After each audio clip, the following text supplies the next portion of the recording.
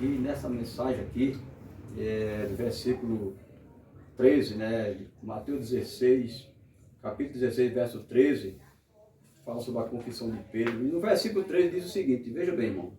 Indo Jesus para as bandas de Cesareia, de Filipe, perguntou a seus discípulos, quem diz o povo ser o filho do homem?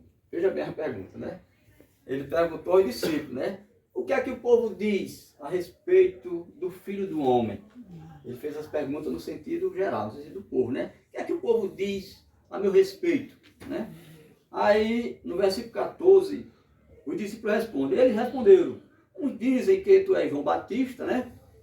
Outro diz que tu és Elias, e outro Jeremias, ou algum dos profetas. Aí Jesus vai e pergunta agora a eles, né? Jesus faz essa pergunta para ele, né?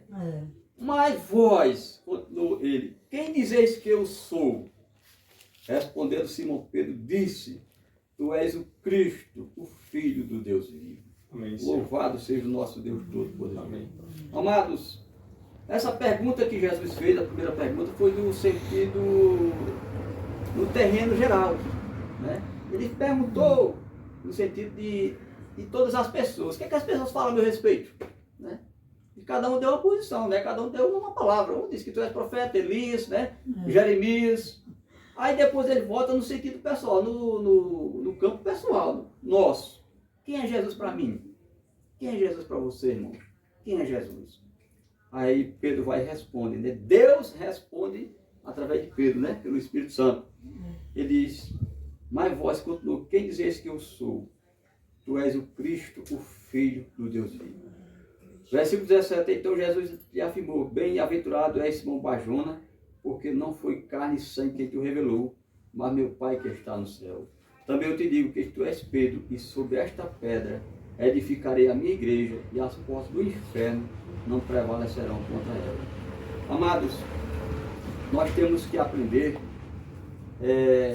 que a pergunta que a gente faz, ela tem significado muito importante, independente de como nós estamos respondendo quem é Jesus em nossa vida, né? Quem diz o povo ser o filho do homem, né? Essa é uma pergunta importante, atualmente feita primeiramente por um obscuro galileu, naquele lugar, afastado do povo. Vem ecoando através dos tempos e se tornou a suprema pergunta no mundo de hoje. Quem é Jesus, irmão? O que nós temos para responder a respeito de Jesus? Qual a diferença de Jesus na nossa vida para Jesus na vida do seu irmão, do seu amigo? Qual a diferença de Jesus para mim, na minha vida, para a vida daqueles que estão lá fora? O que eles acham de Jesus? O que nós achamos de Jesus? Justamente essa resposta é que ela não vai trazer a diferença na nossa vida, ela vai fazer a diferença. Por que eu vou para a igreja, irmão? Por que eu vou para os cultos? Por que eu leio a Bíblia? Porque eu acredito que há um Deus Todo-Poderoso que enviou seu único Filho, Jesus Cristo, para perdoar o meu pecado, um pecador como eu. Um homem que não tinha chance de salvação. Nenhum de nós temos chance de salvação. Mas Jesus diz, ele veio por amor a nós, se entregou, perdoou o nosso pecado, foi para a cruz, morreu, ressuscitou, para nos garantir que um dia nós estaremos com ele. Amém. Mas isso cabe a nós entender esta verdade, entender o que Jesus está falando nesta sua palavra.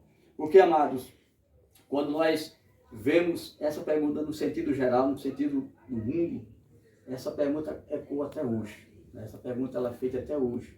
As pessoas respondem, Jesus é o filho de Maria, Jesus é o Salvador, Jesus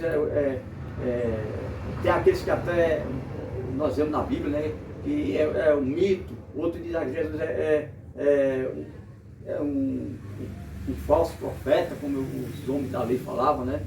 Ele é um enganador, né? Os próprios homens da lei diziam que ele era um enganador. Mas para mim, irmão, quem é esse Jesus? Justamente quando nós conhecemos, quando nós entendemos quem é Jesus na nossa vida, aí é que a gente vai fazer por ele o que ele fez por nós. É por isso que lá em João 13:34, né? Jesus disse, novo mandamento vos dou, que vos ameis uns aos outros, assim como eu vos amei. Aí eu lhe pergunto, como foi que Jesus nos amou, amados? Não foi dando a sua vida por mim e por você? Aí eu pergunto, o que eu tenho feito, irmão? O que nós temos feito como cristãos em Cristo Jesus? Qual tem sido a minha entrega para Jesus? É como o irmão leu agora há pouco. Aí vem os problemas da vida. E muitas vezes nós nos desaperreamos, nós começamos a ficar, achar dificuldade, começamos a não ter confiança. A nossa fé termina se abatendo. Que fé superficial é essa, amados? Aí eu vejo o testemunho de uma jovem, né? Um câncer. Ela chega no estado terminal e dizer que a alegria dela era estar com Cristo. Ela não se importava pelo pouco tempo que tinha vivido.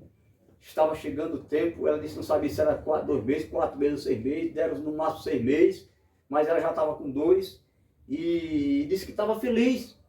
Porque a tristeza dela é porque ela disse que ia deixar os seus entes queridos, muitos iam sofrer, ia ficar, mas ela sabia que o que Deus tinha para ela era o melhor. E aquele melhor ela se apegou a Deus, a Jesus. Ele sabe a minha vida. Então se Ele está me chamando, louvado seja Deus. Mas eu pergunto, será que nós estamos prontos, irmão, para responder isso? Será que nós estamos prontos para, quando chegar um momento difícil na nossa vida, chegar um momento que nós vamos passar por dificuldade, porque a Bíblia fala que daqui para frente os tempos serão difíceis. O próprio Paulo na 2 Coríntios, né? 2 Timóteo 3, não é isso? 2 Timóteo 3,16, ou 2 Timóteo 3,1, diz que nos últimos dias, né? Não é isso? Os tempos serão difíceis. 2 Timóteo 3 está escrito, nos últimos dias os tempos serão difíceis. Ou seja, daqui para frente nós não temos tempo bom mais não, meu amado. Os tempos serão difíceis, fome virá, doença virá, né? Todas essas coisas que o mundo, infelizmente, procurou, que o homem, tudo isso é por causa do homem, por causa do pecado. O mundo deixou de adorar a Deus para adorar o ser humano, para adorar as coisas do mundo, buscar as coisas do mundo, achando que as coisas... A gente vê hoje, eu chamo de falso profeta, né? Eu já chamo, um camarada chegar, pregar a teoria da prosperidade, você vai ser rico, você não vai ser pobre, você vai ser curado, você não vai adoecer mais. Rapaz, só pregando o reino do céu aqui, a Bíblia fala que o reino dos céus está para terminar, o reino do céu está para chegar, o mundo está para terminar, né? O mundo caminha para o fim. Mas eu pergunto, amados, será que nós estamos prontos, irmãos, para receber Jesus? Será que nós estamos prontos para defender Jesus? Será que nós estamos prontos para não negar Jesus? Será que nós estamos prontos para ir para o céu? Se Jesus viesse agora, irmão, será que Ele nos receberia? Ou será que eu subiria para o encontro do Senhor? Se eu partisse agora, irmão, será que Jesus me receberia?